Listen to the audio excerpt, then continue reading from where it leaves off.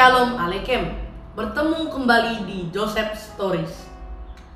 Melihat begitu banyaknya perdebatan tentang doktrin dalam Kristen yang sekarang sering kita lihat, dengar, dan tonton di media sosial, maka saya tertarik untuk membahas fenomena ini, yaitu bagaimana sikap kita terhadap ajaran atau doktrin yang sesat dari doktrin Kristiani.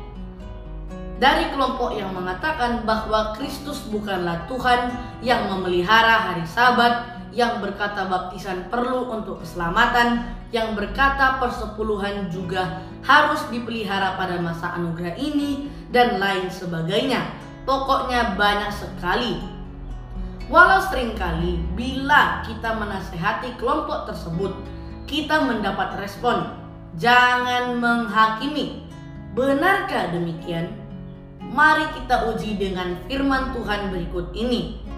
Buka Alkitabmu pada buku Titus 1 ayat 10 sampai 11.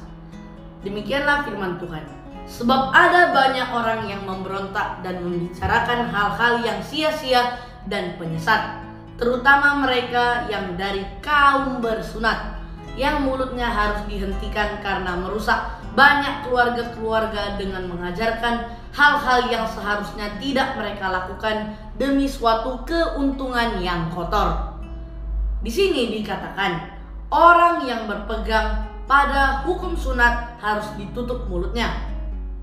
Berhentilah kalian menggunakan kata "jangan menghakimi", sebab Alkitab jelas mengatakan justru harus kita tutup mulutnya.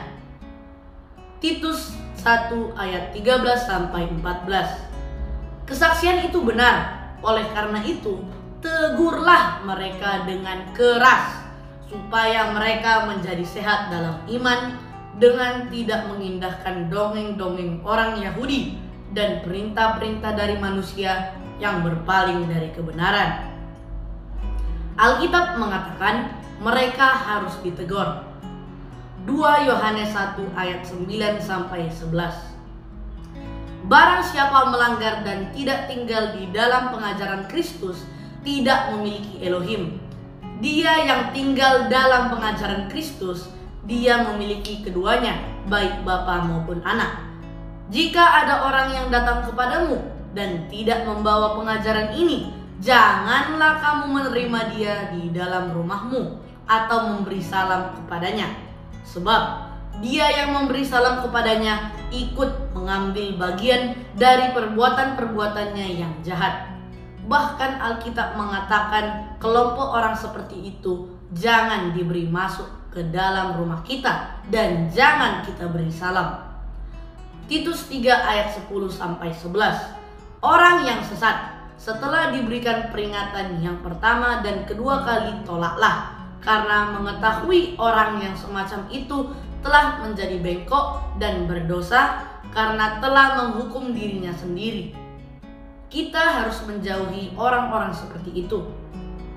1 Timotius 1 ayat 18 sampai 20.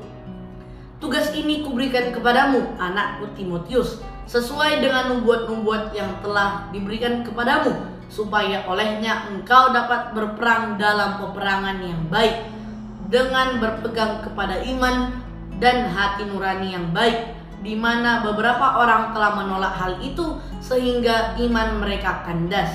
Di antaranya adalah Himeneus dan Alexander, yang telah aku serahkan kepada iblis supaya mereka belajar untuk tidak menghujat. Orang-orang yang menghujat diserahkan Paulus kepada iblis. Roma 16 ayat 17. Sekarang aku menasihati kamu saudara-saudara, tandailah mereka yang menyebabkan perpecahan dan yang menjadi penghalang yang bertentangan dengan pengajaran yang telah kamu pelajari. Hindarilah mereka. Ingat, hindari mereka yang memberikan pengajaran yang berbeda dengan pengajaran yang diberikan Paulus. Jadi sudah jelas ya bahwa kita tidak boleh membiarkan sebuah doktrin atau ajaran yang menyesatkan berkembang di masyarakat atau di tengah gereja.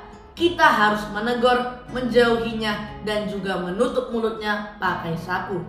Itu sebabnya perlu bagi kita untuk belajar firman Tuhan agar kita mampu menjadi terang bagi sesama yang digempur oleh doktrin-doktrin dari kegelapan. Ingat, menghakimi dan mengatakan kebenaran adalah dua hal yang berbeda. Jangan lupa like, komen, dan subscribe ya. Mari terus dalam Kristus. Haleluya.